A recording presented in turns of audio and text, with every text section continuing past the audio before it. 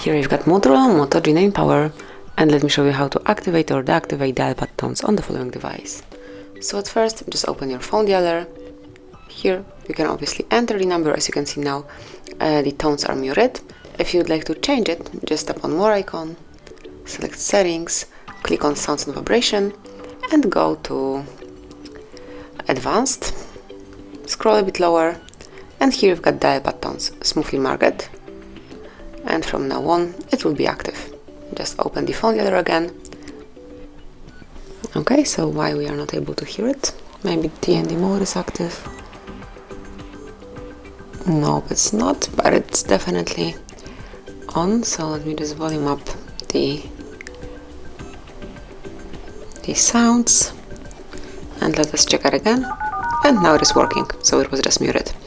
And this is it. Obviously, if you would like to turn it off, you need to open the settings again,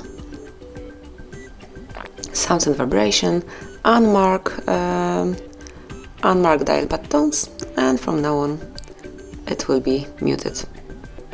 So that's it. This is how you can activate it and deactivate it. Thank you for watching. Please subscribe our channel and leave the thumbs up.